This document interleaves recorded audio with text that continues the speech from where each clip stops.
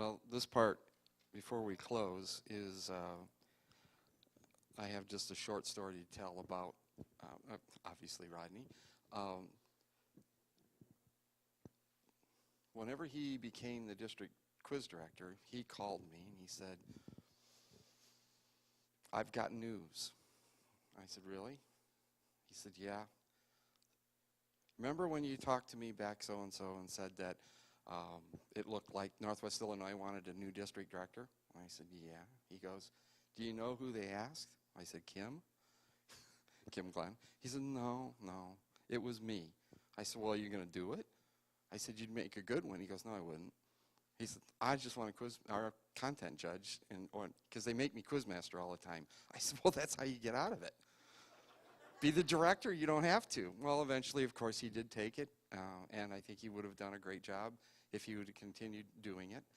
But with this tournament, when Joy took the pastor, and Joy Mayberry's here, hi Joy, she went to Iowa, it left a hole, a big hole, because we didn't know who might pick up the mantle here, maybe Kim or somebody, just to keep it going. And then I thought, Rodney would be the best person, but I wasn't going to be the one to ask him because I knew what his answer was going to be. No. But he called me and he said, "Well, I think I'll do it." But he said, "I want you to be up in front and do all the announcements and everything." And I said, "No, I'm not coming if I have to do that because you're the director. So I'll stand up there and hand out awards and do that kind of thing. But you have to speak in front of the group." Silence. He said, "I'll call you back." It was so funny. He's just short like that. I said, "Can't you make it?"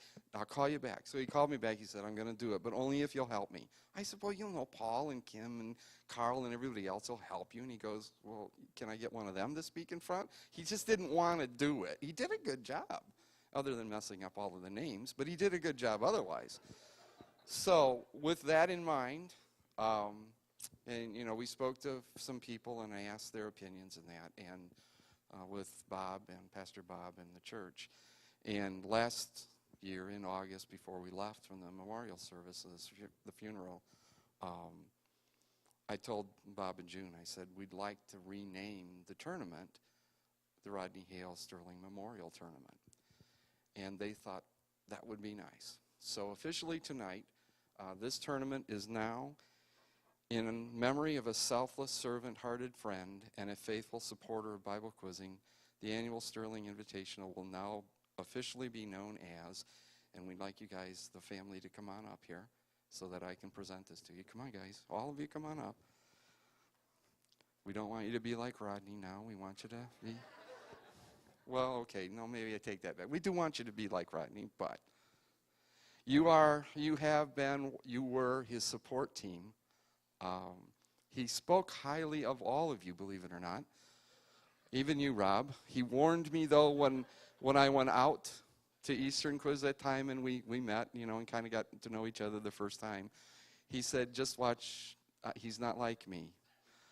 It's funny how he had these little things, and they just pop in my mind now that it's been a while ago, and I just remember him giving me all of these admonitions and warnings and stuff, and I already knew Roger, so, it was okay. But in honor of Rodney, we'd like to present you with this small token of the rename of this tournament in Rodney's name. Congratulations, guys.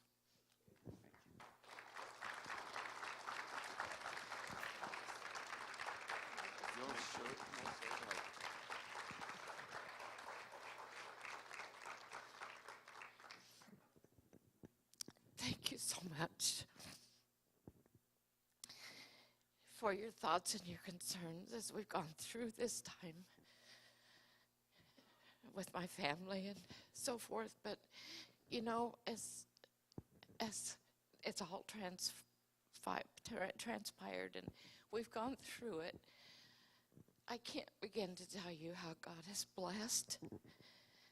There's not been one thing that we've had to do or make decisions or be at or whatever that God has not gone before us and paved the way.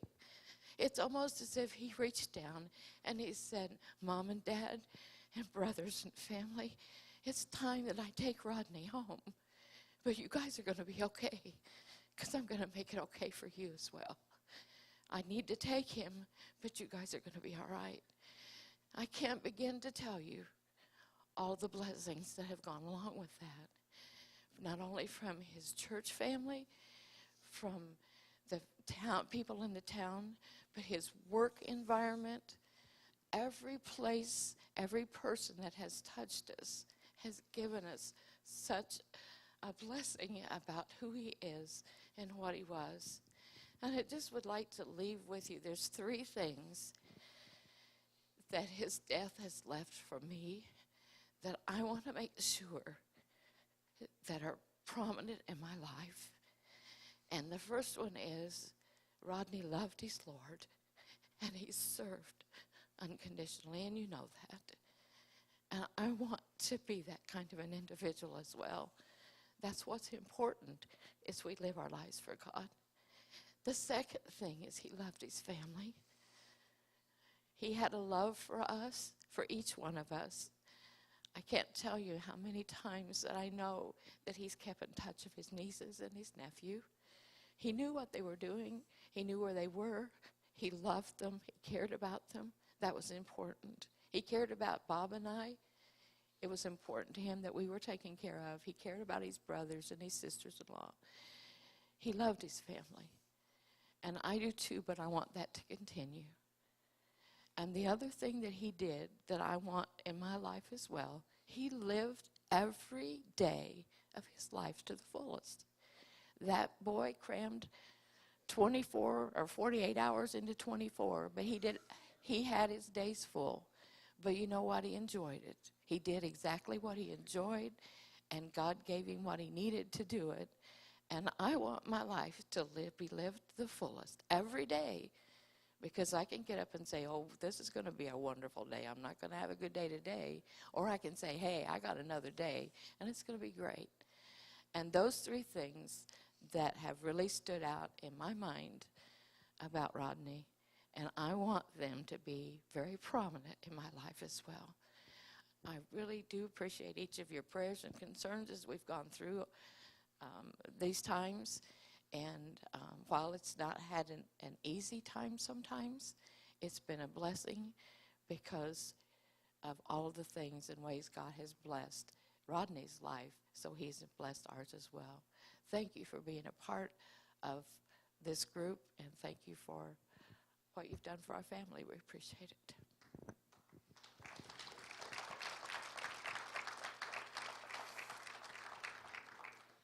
I too want to thank you.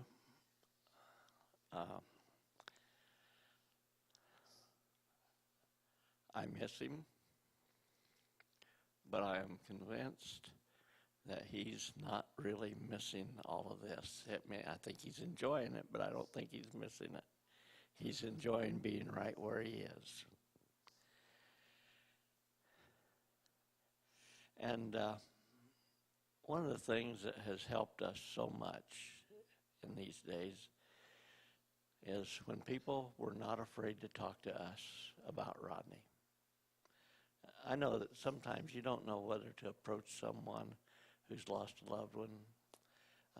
You're not sure where they are in their grieving process. But we have found that those who are so free to talk to us about Rodney and all that he meant to them, it just helps us. So if you want to do that, that's fine. We're good with that. But thank you so much, not just for honoring Rodney, but for recognizing that he did it because he loved Jesus and he loved you.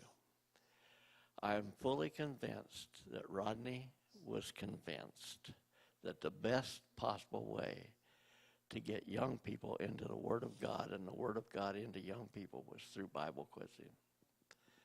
And he gave himself to it. And thank you for being here. I hope we have a great day of quizzing tomorrow. I believe we will. And just have a great time. thank God for what Rodney's been able to share with you, but also pass it on. Okay, thank you.